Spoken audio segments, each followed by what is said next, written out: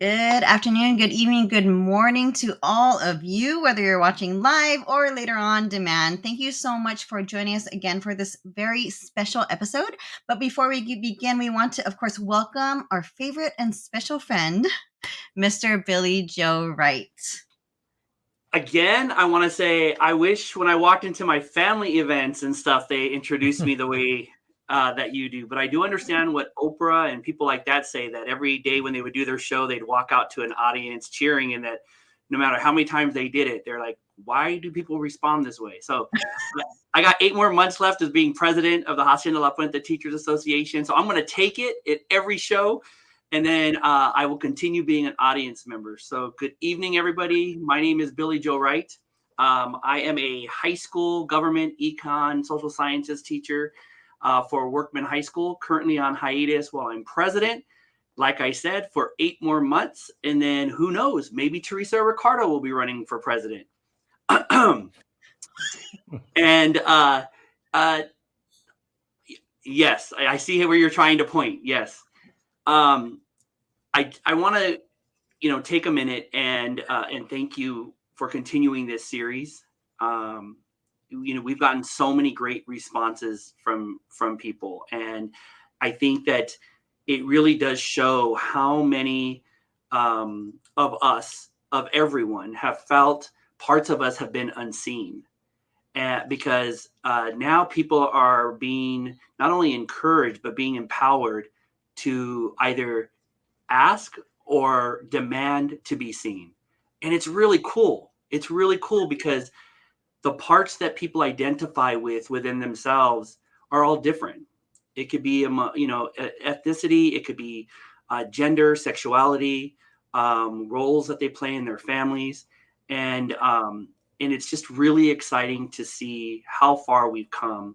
And so again, I want to thank you for continuing this series on embracing diversity with culturally inclusive teaching. I loved hearing that we were going to be able to do this episode about celebrating Filipino American History Month. I love it. I love it.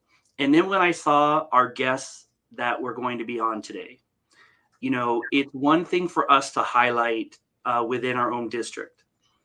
But we are all one family. We are all one world. And with everything that is happening in the world right now, we really do need to break down the walls that are between us and our neighbors, us and our own colleagues, and come out of our silos to celebrate each other.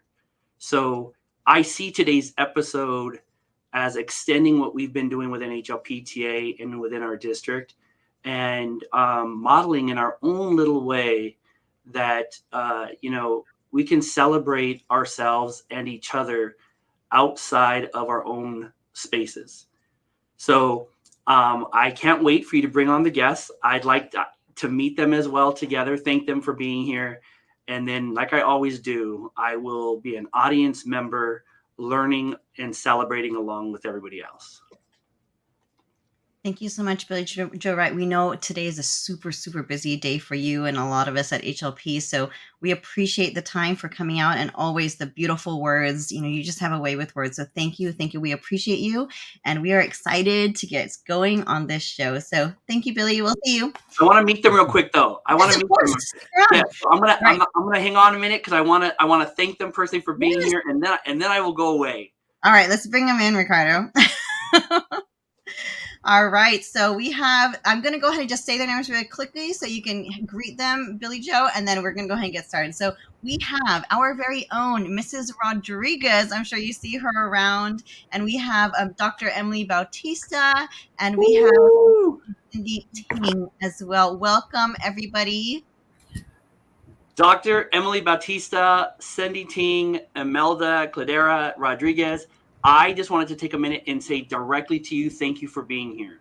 The idea that you're making time for us so that we could celebrate you and learn from you means a lot. And again, I love seeing what teachers do and what all of us educators and people in our different fields, we're from our car, right? We're anything to make it happen. Cindy, I am an Anaheim resident. The work that you do in Anaheim Union is as important to what we do here. Imelda, you and the other two guests today, in your own spaces, give us something to strive for. I'm of mixed race. I grew up living in two different worlds with my nana, who only spoke Spanish in our house. But with my light skin, when I was in school, it was like I was white. And when I was home, my friends would be like, "We want to go to that house where they're always making enchiladas and tacos." And then I'd be with my cousins, and it'd be all Spanish speaking, but back at school in all English. And so we all come from these various backgrounds. I live in Orange County. My partner runs a nonprofit there called Abrazad. And so the work that you all do in the spaces, we honor you all today. So that's what I wanted to say to you directly on behalf of our Hacienda La Puente Teachers Association 1,000 members and our audience that Teresa and Ricardo have built out there. So I will be listening and learning. You all have a good evening. And again, thank you for being here. Thank you so much, Mr. Thank you, Billy. Billy. Right. All right. Again, so thank you. Welcome, everybody. We are officially ready to start our show, and we're continuing our series of embracing diversity with culturally inclusive teaching. And this is such a special episode to me and many others. We are celebrating Filipino American History Month with these three amazing guests. And my goal, I'm going to try my best not to speak as much because I really want to soak in all I can from our special guests. And but before we even begin, and we promise you, we're going to give three of you the chance to introduce yourselves, and we're going to get in there with you. But before we even do that, I just want to bring up the whole subject of this celebration of this month, because today we kept going back and forth because some of you who've been following us, and we've got some messages on the side. We're like, what is it? You keep changing the title of your show. And it's because, we're still learning. Even me, myself, as a Filipino American, I'm still learning, or just beginning the journey, really. And you saw earlier we were calling it Filipino Heritage Month, and then it was Filipino History Month, and now it's Filipino American History Month. And so we're just going to start off on that conversation right off the bat, and then we're going to get to know our guests a little bit more. So we're going to go ahead and go to the next slide right here, and anyone can jump in. Those just to clarify to everyone, it is Filipino American History Month. It is not Filipino Heritage Month. And we can talk upon that and the reason why we honor that. Anyone can jump in. Dr. Bautista, Cindy, Imelda, you can go ahead and jump in at any time and tell us a little bit why do we call it, why is it important to us to call it the proper name? Is it okay if I just I'm going to read the slide. Yes. I'm going to read off of it, and I think it's just powerful. First off, Dr. Don Bahulano Mabalon was really instrumental in the San Francisco Bay Area and beyond, in really, educating all of us. And so history is inclusive of heritage and culture, but it's also about stories of how we change this nation and ourselves in this process. Our political struggles, transformations, labor, migration, activism, impact of imperialism and war, victories, etc., etc. Whereas heritage is more limited to what we pass down in our terms of culture, tradition, legacies. We have more than just culture. We made history, we helped build this nation, and that's what this month is all about. And I just think back to our manongs, from World War II, because I did a Kahoot with my students the other day on this, and I had forgotten about it, but there was an act in 1946 where basically the Filipino servicemen, Filipino American servicemen, were denied their rights, even though they served in our military. And it wasn't until 2017, I believe, if I remember correctly from the code, and we checked our sources, we made sure it's all good, that they received their Congressional Medals of Honors. And so if you think about the 1940s to now, many of those manongs were not able to receive those benefits because they've already passed. So that's just one example where people forget or have not heard our history. And when they do hear it, as Teresa said earlier, like, you can't unsee that, you can't unhear it. And so I'm very passionate about this. Thank you yes. And so everyone, that is just a snippet of how this conversation is going to go today. It's such rich conversation. So let's continue on with the intro. And thank you, Mrs. Ting. I love that. Okay, so our purpose today, we always talk about our purpose so that we know. Examine the importance of embracing human diversity. That's the purpose of our whole series that we've been having here. And our objective today is to learn about Filipino American history and how we can embrace the rich and diverse culture in and outside of our classroom. So let's continue, Mr. Racino. We'll just go through these quickly so that we can get into it. These are our kids, everybody. I know we love to show them off, but they are really, our why here. They're the reason why, we feel like being represented is so important. And, we have our own personal stories. We were talking to Mrs. Ting earlier about how we need to back up our kids. They're in a different world today. So here's my son on the left, my 1-year-old, and my daughter here on the right, who's 13, and Mr. Racinos' daughter here in the middle, Tony Ray, as well. Yeah, our kids separate, not together. Not together, but all still very cute. All right, and these are our kids in HLP. We have thousands and thousands, and they're wonderful and beautiful, and we love to see the diversity in our district. So let's continue. Ding. Trying to get through this quick so we can get to the meat of our conversation. All right, here we go. So there are so many things that our colleagues here have accomplished, and we could not fit them all into one slide. You just simply Google their names, and these are the first things that pop up. So I'm sorry if we didn't feature every little thing, but we would like to give you a chance to introduce yourselves and tell us, what you're most proud of, what you want us to know about you as we begin our conversation here. So let's just begin. Mrs. Rodriguez, let's start with you since you're at the top left corner. I can see you right there. Introduce yourself to us. Tell us a little bit more about yourself. Yeah, sure. Okay. So my name is Imelda Rodriguez, and I was born in the Philippines. And I grew up there, and I started my teaching career there as a high school teacher at Ateneo de Manila High School. My family immigrated to the United States like 20 years ago, and I continued teaching at public and private schools. I'm already an American citizen right now, but deep inside, I'm still very Filipino at heart, because I still have the same beliefs, same values, and preferences. Thank you so much. All right. So next, how about Dr. Bautista? Go ahead and tell us a little bit about yourself. Hi, everyone. Thank you so much for having me here. I was born and raised in Carson, California, where there is a huge enclave of Filipinos, and I didn't really get to know about what that meant until I went to UCLA and took Filipino studies classes and learned a lot of the stuff that I'm really excited for us to talk about today. And that really helped me understand a lot of the different struggles and challenges and solidarity that our community has had with so many of the other communities I've grown up with. And I'm really fortunate to be able to be in a community of organizers that have helped me grow as a human being and as an educator.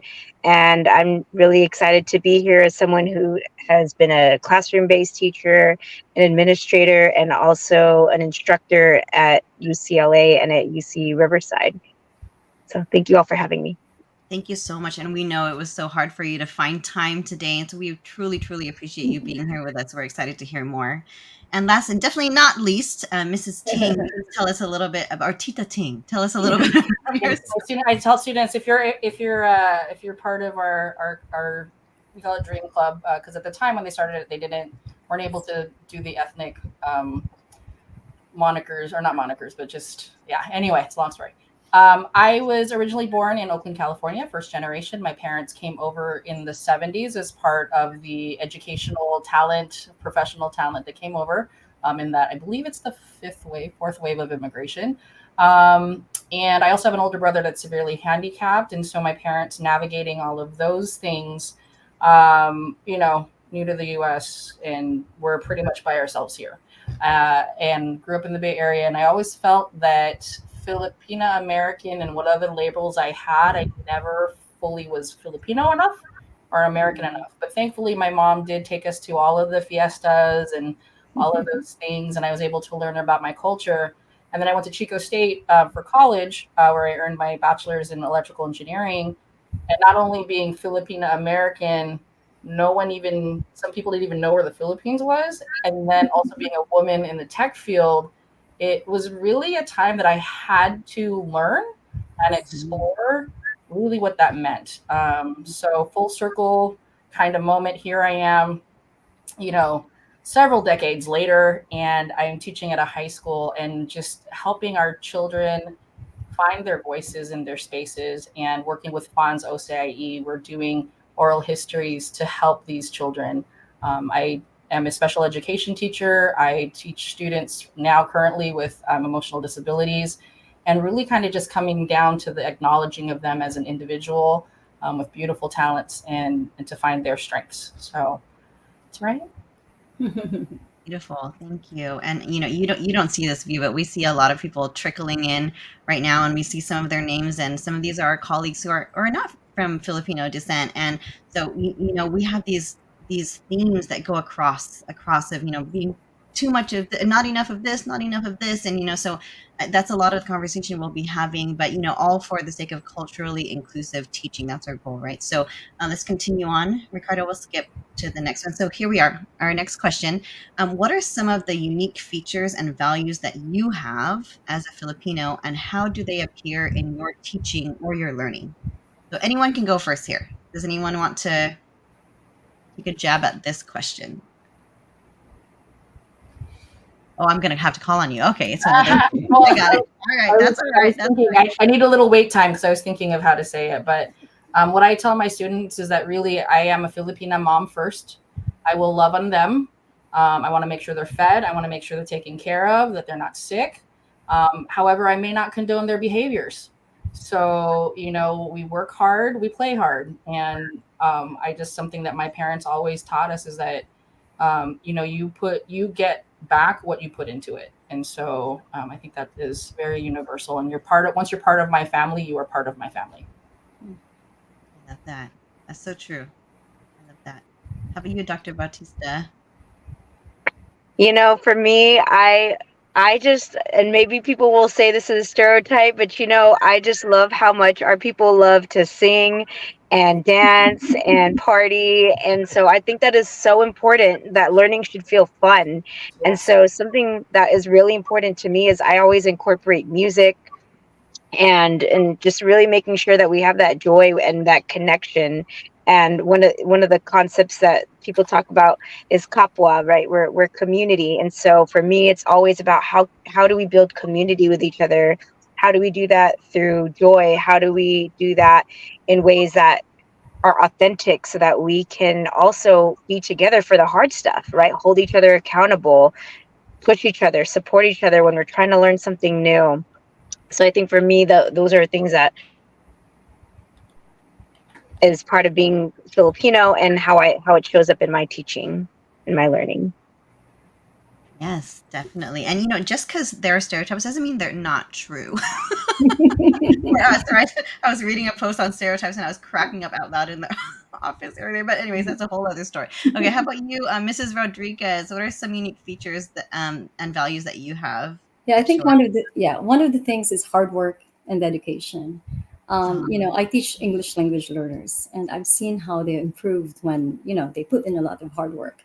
I remember one student who was struggling with English, and she was an ELD student, but when she learned that she had to read the text again and again and again, she had the number one spot in the district assessment. So yeah, really, she got the perfect score in the district assessment. So I tell them, work hard, boys and girls. I teach at Wadsworth Elementary School, and kids are improving because of hard work and dedication. It's the same thing that my principals have told me about how I am at school. I work very hard. And you have to be like that when you're an immigrant. You have to work doubly hard. And that's what I do at my school to be able to survive and thrive and even be recognized by my principal and the district and soon by the state. So it's one of the things. And the other one is respect, I think, because, in the Philippines, growing up in the Philippines, respect is you have to follow adults. You have to follow your parents all the time and sometimes without question. But then I had to adjust because here, students are taught to be assertive, to speak their mind, to assert their rights. So I said, you know what? Let's redefine respect. It can be that, I listen to you and you listen to me. and we respect each other's ideas. We express our disagreement respectfully and kindly. So I think those are the two most important things that I have shown to my students and that have helped me become effective as an educator in the United States. Yeah. Oh, yes. I so much I want to say about that, but yes, I think you should talk to my daughter. I'll just leave it at that. All right. Yeah. Great, great, great. Okay, so let's continue. So, what are some of the challenges of growing up as a Filipino American, and how do you deal with stereotypes and misconceptions about Filipinos? Um, Yeah, let's start. You go I ahead. want Go to ahead. answer that. I want to answer that. Yeah, Yeah, please. I come from the Philippines, and I've been through several schools. And there was one school when I was new, and the first question asked of me was, "Where do you come from?" I said, "The Philippines." And her reply was, "Isn't the Philippines a third world country?" So I was taken aback by that. And of course, I was not in a position to, like answer back disrespectfully. I said to her, "You know what? We are a rich country. We are rich in natural resources." And deep inside, I said, "You know what? I need to show to her what the Filipino is all about." So I worked very hard at my school. And, in time, she became my friend. And then she learned to appreciate, Filipino food, the lumpia and the pancit and everything. And even as I went to another school, she still sends me text messages. So I think in time I was able to show to her that we have a rich, we have rich natural resources, but more importantly, we have, a rich manpower and human resources. I think there's a lot about Filipinos that make us, stand out in our respective fields. We go through a lot of struggles, we make sacrifices, we work very hard, but eventually we survive and we succeed. Yes. Anyone else want to take Mike? All right. Well, I'm going to. Mr. Racines, you know what? I Yeah. said that. Can you bring me back in? Mm-hmm. Where did I go? You there?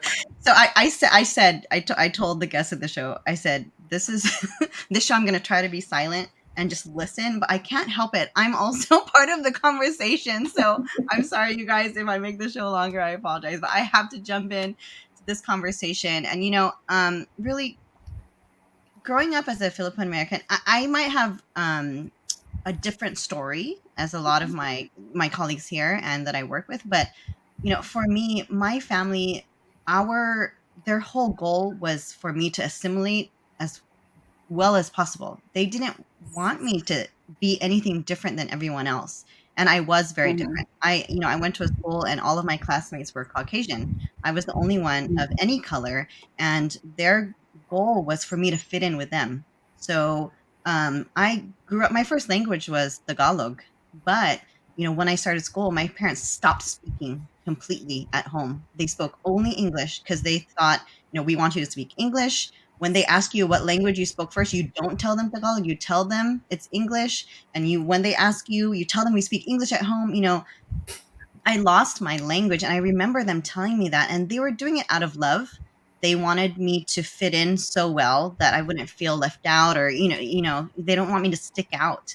But at the same time, I assimilated so well that I feel like I lost myself along the way. And like what Dr. Bautista said, she kind of came back to it in college. And it's just now in my life that I'm coming back to, wait, hold on. I have a history that I have forgotten about. And I think that was my challenge of growing up, is being someone who looks different, but trying to be everyone else. I was trying to be someone who I wasn't. And I think part of myself, I am American too, but I wasn't honoring my history. And I think that was a challenge for me. How do you deal with stereotypes? Well, I think I spoke a lot about that. Anyone else want to jump in on this one? All right. Well, we're going to move on. No, I We think said she we. is, but she's muted. No, no, no. Oh, yes. All Cindy right. is. Go ahead, Cindy. Sorry, started talking. There's a I think Filipino Canadian Ron Jossel was saying that when he was growing up, his parents would speak to him with an accent, and so he would sound like this, and they would be like, "Do you speak Tagalog?" Or like, "No, I speak only English," but it's because they had the accent. And it kind of makes me laugh now, but I remember growing up and just, the same, like, once again, not Filipino, not American enough. Even when I went to the Philippines and lived there for 2 years, I was too American, and they would talk smack about me in Tagalog. I wasn't comfortable speaking it, but I understood everything they said. And then when the automaticity, that learning, because I went around 12, 13 years old, now I'm so thankful that I still speak Tagalog, because my mom, who is suffering from dementia, has gone back to her mother tongue only. And I'm the only one that can speak to her fluently nowadays. And so now I'm translator. And so it's kind of, once again, that full circle of our parents telling us, and I have peers and generations of friends that are saying they wish they had learned Tagalog, but because they wanted to assimilate and be American and just fit in, keep their heads low, that their parents didn't teach them that. And then we have conversations of, like, some of my students, like, well, they were born here, they're now third, fourth generation Filipino, and they don't feel Filipino enough or accepted by those because they don't speak Tagalog. So or those that speak Visayan or one of the other 700 dialects, like, because they don't speak Tagalog, are they Filipino? And it just, I get into that conversation. It just drives me crazy. I'm like, if you have an appreciation of the culture, where we came from, let's start there. Yeah, definitely. And I think, we've kind of ventured off from this question, sorry everybody, and kind of got into the whole conversation. I think Dr. Batista has something to say. Oh, I'm sorry. Yes, I'm sorry. Yeah, This is why, right? This is why. Teresa, I'm really glad that you shared that experience, because I think that rings true for a lot of Filipino Americans. And for me, I grew up in Carson, which is a really diverse community. But honestly, I didn't really see a lot of visibility for Filipino anything, right? So it was really challenging for me to see other folks who even know what it meant to be Filipino. And so what I have is like, oh, okay, like I see other Filipinos growing up in Carson. And so to me, like, all I know is like, oh, okay, I go to these events and there's a dancing and the cultural dancing and all that. But for me, it's just, I was also encouraged to speak English. I don't speak Ilocano. That's my family's language. And I know a little bit of it, but the assimilation is a real thing. And then when people do see me, they're like, oh, like I'm so racially ambiguous to folks because they just don't know who Filipinos are. So that I've passed for all kinds of different ethnic groups, which is cool and all, but it really, that's why it also felt like a crime. That why did it take me getting into UCLA, one of the hardest institutions to get into in California, to learn about who I was and my history, right? And it speaks to like that history of colonialism and how our families were pushed to assimilate, right? And also for survival reasons, right? And so, and also really ascribing to white supremacist ideas of how to survive. And so a lot of the internalized self-hate comes with being a darker complexioned Filipino. And so it's a lot of those, I mean, like we could talk for days about this question alone and all the branches that it can lead us to, but I also just wanted to share some of those experiences as well.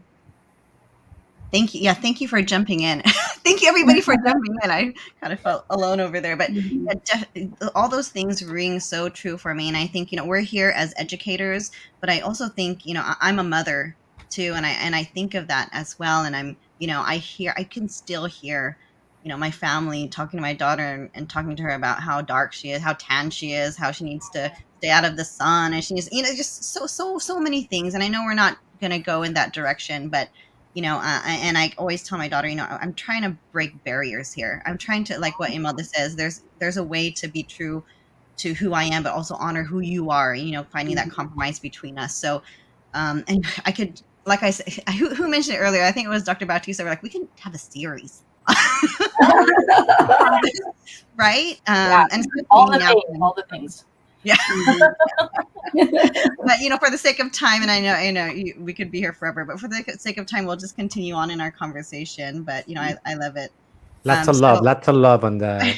I'm going to read what he said. Thank you to Ricardo, Teresa, and Dr. Bautista, Imelda, and Cindy. This episode is so powerful. As a person who identifies as Chicano and also part Filipino, this episode is powerful. I appreciate y'all. I blame Ron completely for I'm just saying, I was this, peaceful person just doing my thing, and now I'm like, So thanks a lot, Ron, and really thank you. But just kidding. And for introducing us to these wonderful people. Yes. So our next question is, how can we infuse Filipino culture and history into our curriculum and pedagogy? I struggle with ethnic studies and being a separate course. And I feel that it should be ethnic studies as US history. And we've had these conversations, and unfortunately, because the way things are written and blah, blah, blah, blah, blah, we do have it. However, I really love that we are at least acknowledging it, and we are putting these curriculum in. And we've had conversations with our districts about, some people aren't going to ride the train. They aren't going to come on. Thank you, Mr. Right. Yes. And I actually have the honor of taking some of the gen ed curriculum, ethnic studies for English, and I'm now infusing it with the special ed realm. So then we're also looking at ableism, racism, all of these things. And as they say, the winners write the textbooks. And this is now our opportunity to bring these things in. And so I intentionally have conversations at the district, at my school site, about, let's honor each other, and talk about these different things. So. Yeah, I want to speak as a teacher who has taught elementary, middle school, and high school. I taught language arts in high school and middle school, and there's not a single Filipino literature in place. So one time I talked to my department chair and shared with her, one of the stories of Jose Garcia Villa. And she said, "Oh my goodness, this is so good. We should have this in our curriculum." So I taught my class, one of the poems and one of the stories, at least one Filipino author, So I tried that in high school. In middle school, having taught U.S. history, ironic though, and California history, there's only one paragraph about Filipinos. I said, "What is this?" We're in the United States. There are 4 million Filipinos in the United States. Nothing much is said about Filipinos. So we are one of the underrepresented cultures in the United States. So I was very pleased last summer when Scholastic Books Club announced that the CEO was our speaker at our PD. He said, "Oh, we are going to be sending, publishers to the Philippines because we would like Filipino writers and artists to be able to publish some books." I was so excited about that. I think in time we can get there, but right now having a Filipino American History Month is a good start, and maybe we can eventually focus on various aspects of our culture. Maybe we can have music, right? We can have Filipino karaoke nights, or maybe we can have some cooking sessions of adobo or sinigang, and maybe the kids can learn how to play sungka or whatever. I think we can do it little by little, but I think the most important thing is our Filipino values. I think that's what I have been inculcating in my students: the value of hard work, of honesty, integrity. Those are things that I think should be taught to our kids, not by talking, but by modeling to them how they can be better persons, better people who are respectful of other cultures, who are willing to share, who are willing to play and work and have fun with other cultures. So I think I mean, celebrating Filipino American History Month does not mean just focusing on Filipinos and Filipino Americans, but I think it should be a part of a bigger culture which is diverse. So being acceptant, being tolerant of other cultures, because eventually when we all pass on this earth, we all have white bones. We're all the same on the inside. Yeah. Definitely. Yes. Dr. Bautista, did you want to jump in on this one? I wasn't sure. Is she? I think she's frozen. It's okay. She'll probably be back in a bit. And how can we infuse food? And so we have this conversation, and we know, those of you who are listening to, we're not just talking about Filipino American culture. This is something that should happen around, our space for all of our students. All of our students have different cultures, diversity. And, we always talk about, it shouldn't just be a month.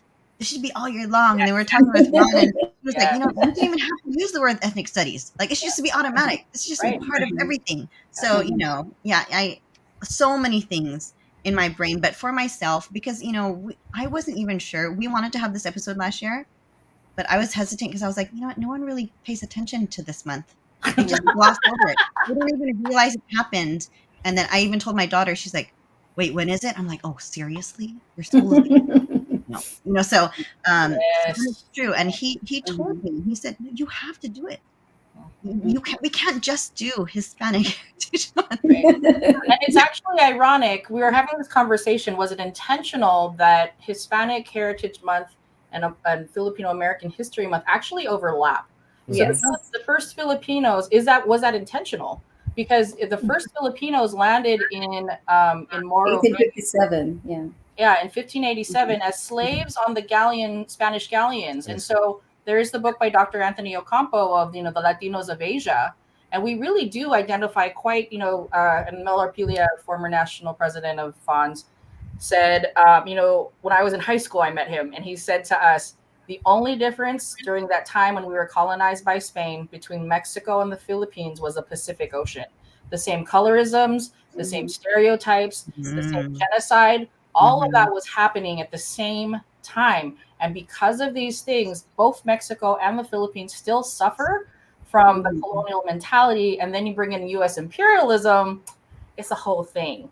But once again, we are bringing these into the spaces. The students are actually asking the questions. I will say, I know in physical education, they actually have had students, I think in elementary, here in the United States, elementary and even into middle school, they'll have them learn Tinikling. Some of our students have asked for people to bring in Arnis Kalisikat. And then doing the cooking lessons, we actually do that at our high school. We have a whole international week. And I teach our students to cook the dishes. And it's really, it's amazing. Like I said, we have non-Filipinos learning how to roll the lumpia. And we talk about, it's like the tamale making parties, right? Like we're all having tease me about who's not there and who is. And it's, we have such a rich culture that we do have so many different parallels. Definitely. All right. Yeah, and I just yes, hi. yeah, hi. I just also wanted to add, that also it's really important when we think about ethnic studies that it's a pedagogy, it's an approach. It's not just like a set of like content standards that we implement. It's like a way of teaching as well. So even if we don't have a formal ethnic studies class, there are ways to have ethnic studies in science. There's ways to do ethnic studies in social studies. And so for me, when I was in the classroom, it was always really important for me, even though we might not have had like the paragraph that we were allowed to read. I was very fortunate to be able to draw from my experiences at UCLA. And I always felt like, well, you know what? My brother, when he went to UCLA, he went home and he used to share with me things that he learned in those classes. And so I felt like, well, when I become a teacher, how can I infuse some of that content into my classes? And so I always found some opportunity to make sure that that part of a US or California history that did not include our history, I would bring it in. And so I always wanted to help. For me, a big part of the ethos in my class was solidarity and community. So I always figured out ways, like when we're talking about this, how can we also talk about what was the Filipino contribution in this part of the history?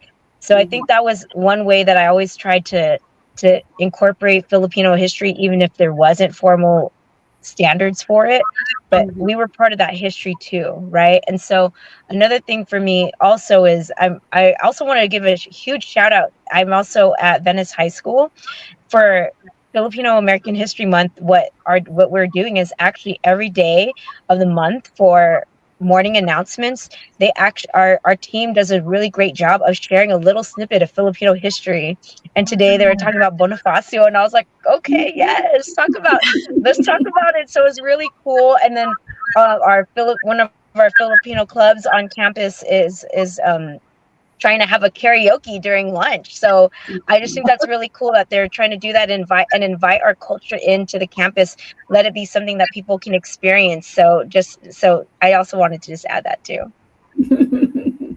This is a really proud moment for me because I think in hearing hearing all of your contributions, I can feel like we're moving. We're moving. Not fast. We want things to be here, But you know what? We're making little movements, and I think these conversations are so important. I mean, you're teaching me. We're having these conversations with one another, and also those of our viewers as well are supporting us. So, wow, I feel very blessed. I feel very blessed. So let's continue on to our next. Oh, here we go.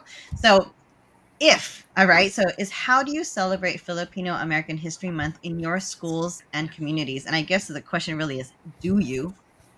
And if you do, how do you? Because we're not going to assume that you do, because I mean, at no one's fault really at this point. It is glossed over in a lot of areas, and maybe they don't even mention it, or they put it together with Asian, American history instead, or whatever it is. But so let's talk a little bit about whether or not you do, and if you do, what do you do? I guess. Yeah, I started. We started celebrating Filipino American History Month at the district at HOPUSD last year, and the students did an art project based on the Mascara Festival. So they created. I love arts, so I taught them how to create masks. From whatever materials we had in the district. But I felt it was not enough. So what I plan to do this year is I'll have a Q&A. What do you want to know about the Philippines? Ask me because I grew up there. I was born there. And then I actually prepared slides beginning with the history of Filipinos in the United States, which I shared with Teresa and Ricardo. I think I want to begin with history and then maybe go into, arts. And actually, I do music. Like you mentioned earlier, I started the choir at my school because, I grew up singing. My mom was a music. Yeah. So I started a choir at my school, and all the techniques in handling a choir I learned growing up because I was in the choir myself. But I also want to teach them a Filipino song this time. That way, I actually, yeah, there's one song that I sang with the choir, and I'm teaching them this year. So I think in whatever way we can share our culture based on our interests, our abilities, our inclinations. Let's do that. Every little thing will help.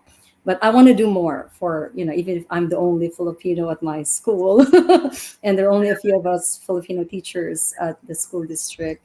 I think we wanna continue, and it will begin with some fun stuff, especially for the kids. Like games, music, arts.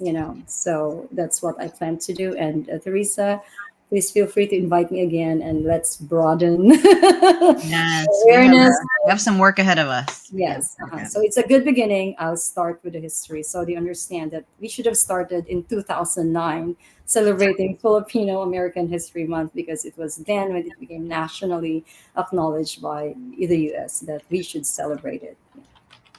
Right, and we came this close to getting it again this year, and I have to thank Ricardo and I have to thank Ron to be like, okay, you need to stop that.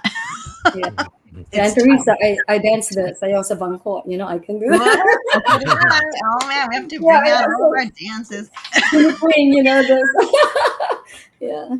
So how do you celebrate? I think Dr. Bautista did mention something earlier about they every morning they do a little bit to celebrate. So I really like that idea. That's really cool, actually. How about you, Mrs. Ting? So, every year I attempt to kind of boost things up, and I've just had, as an educator and now going into this new role, literally feeling like a new teacher after 19 years in the classroom. I've come to realize it really needs to be student driven, right? And that's a big thing in our district is unlimited you. And we had discussions in the summer to actually do declarations into our school boards, not only for Anaheim Union High School District, but also for Anaheim Elementary School District. Also here in Fountain Valley, it's where my kids go to school. Dr. Catherine Stopp is also Filipino American. And, we have all these intentions to do these things, but once again, attempting to teach the students. So maybe next year we'll get it on board approval.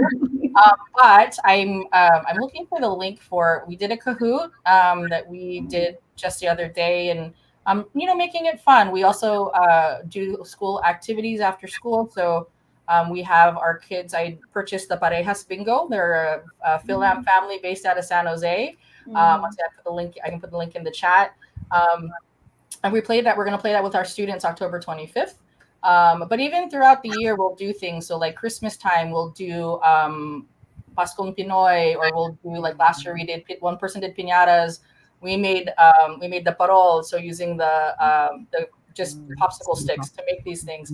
So we kind of do things throughout the year. It's also in our student announcements. We've had history tidbits, and I've been empowering our students to utilize social media to create their own. Hey, these are Filipino Americans, not just the artists that you typically think they are, but even like the sports. I believe the quarterback is it from Notre Dame high school. He's Filipino and El Salvadorian and other sports people. So having them be empowered to share the news. So yeah, lots.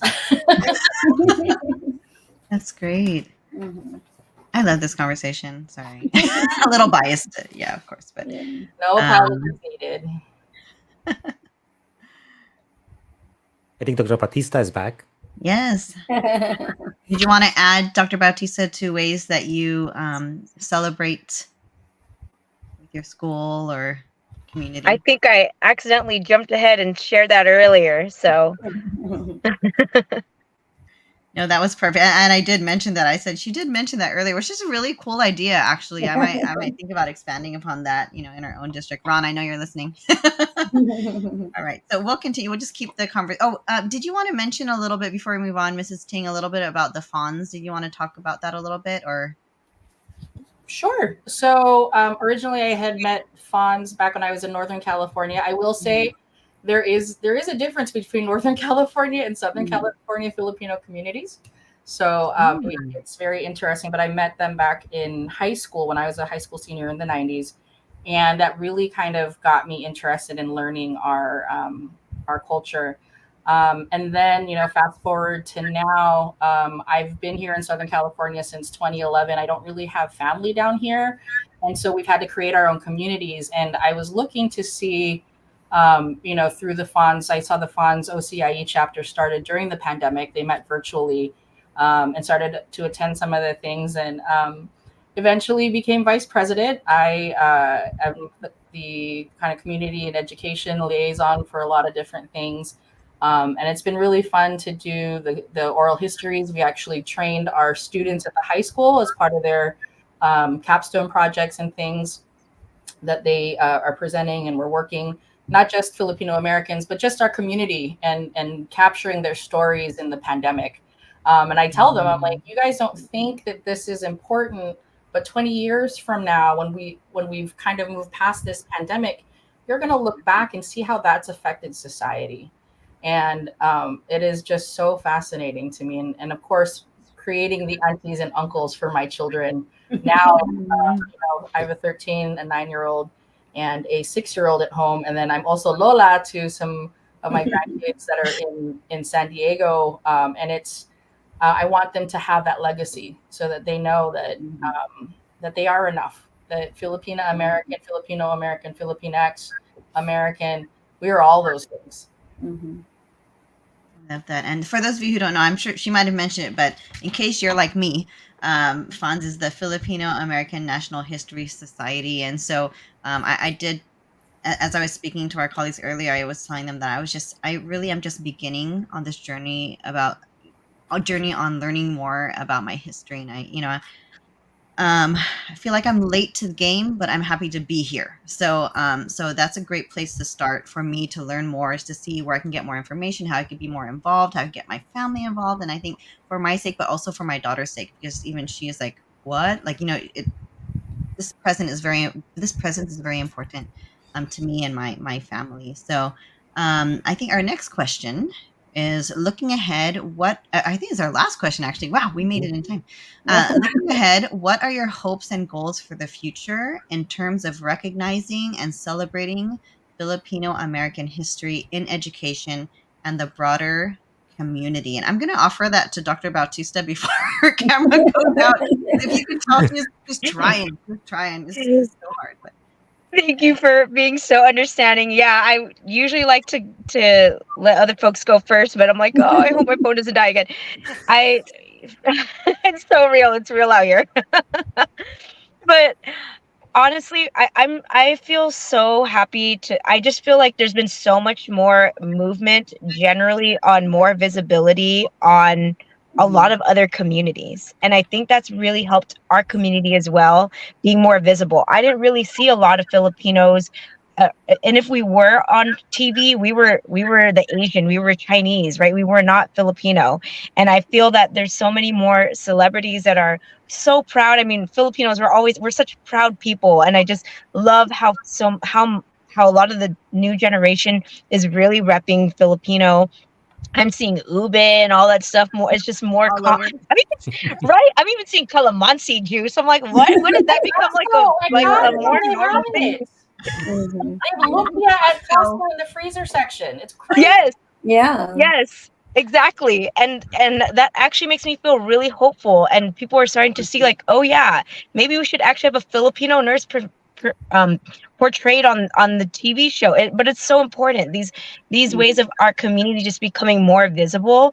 It's so important that really does give me a lot of hope that as we become more visible, that people will start to know who we are and start to think about and start asking questions about how to advocate and to support our communities. And so I'm also just really excited to see how we're always so present. A lot of other community movements. We're always in solidarity with a lot of communities, and so my hope is that that also gets reciprocated in all the other movements to come. So thank you all. Just in case my phone dies, but thank you so much. Yes, thank you. I know you were only going to come for a few minutes, but you've lasted all the way to the end. So I'm just so she made it. Thank you. All right. So anyone else want to share your wishes? I guess your wish list. Looking ahead, what are your hopes and goals for the future when it comes to this? So anyone else? I think in my case, like the various aspects of Filipino culture can be tapped into, like the language. I'm even thinking, oh, let's have Filipino vocabulary every day during Filipino History Month. The language, the arts, the music, the performing arts, literature, so many aspects of culture, not just food and dance. So I think anything that is a part of Filipino culture can be shared, maybe holistically or, one at a time. That way, people are going to realize that we are here, we are visible, and we are here for you. And yeah, because like during the pandemic, who were the people who were at the front lines, like the nurses, the Filipino nurses. So it's like there's a lot to be recognized. There's so many Filipino professionals who need to be, out there and, be recognized for their contributions, not only to, California, but to the whole country as well. And in the world too. Yes, I agree. Tita Ting, you're getting some love here. Let's hear from you. Kamusta yung mga estudyante ko? Thank you so much for being here. I really appreciate it. They make fun of my Tagalog sometimes because again, it's my second language. But I try and I make it fun. And once again, learning is fun. And I think once again, I'm a very big, and I shared this earlier, I'm a very big believer in that people show up in our lives for different reasons and different seasons. And I tell all of my students that, I was once insecure, not knowing where they were at. I was a teen mom, single parent, and it was really rough out there.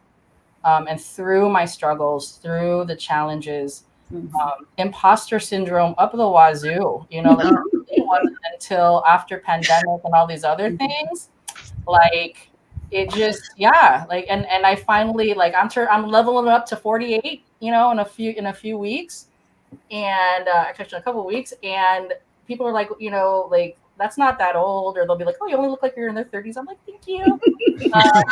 But it has taken me decades to get to this space where I am comfortable in my skin.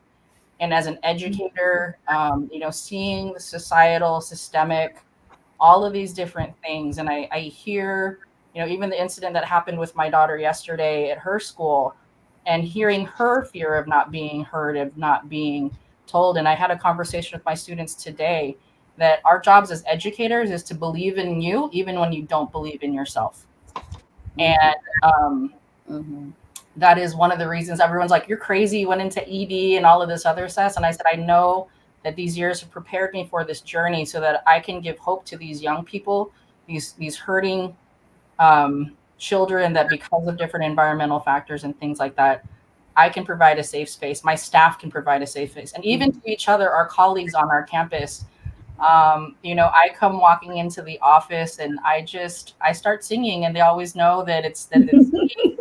And even when I'm having a bad day, it's, they come and support me. And our world is so different than what we grew up in. And I have no idea what some of these children go home to, but when they come onto our campus and especially into my classroom, it is a space for them where they are allowed to fail forward. And I want all children to have that opportunity and to feel safe. So yeah.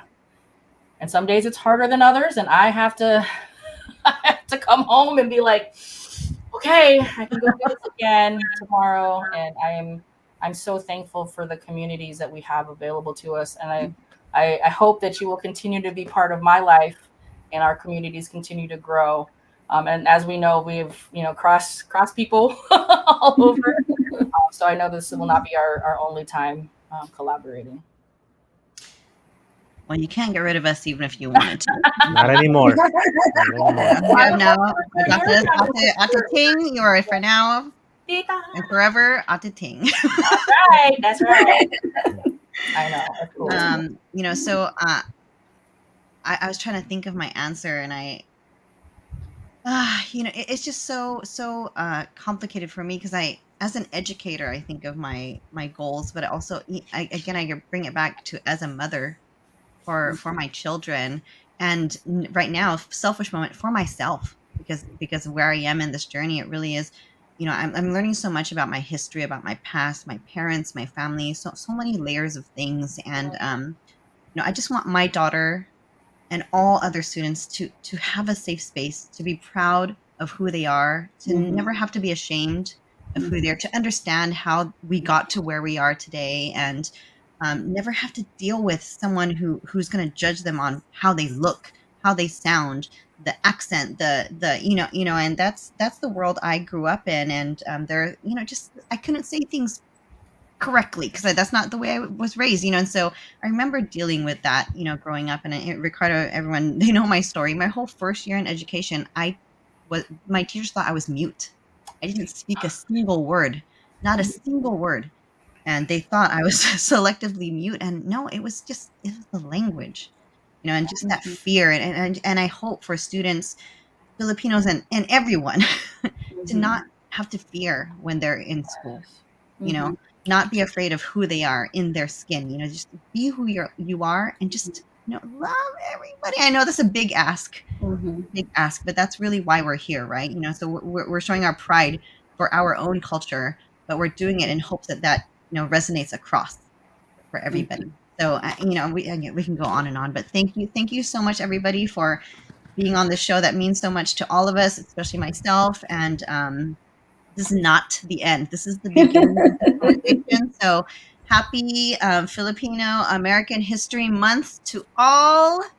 And we have resources. Imelda made some resources. We have resources from others who have sent us things, and we will share those with you as well. So thank you, everybody. Have a wonderful Thursday, and we will see you again.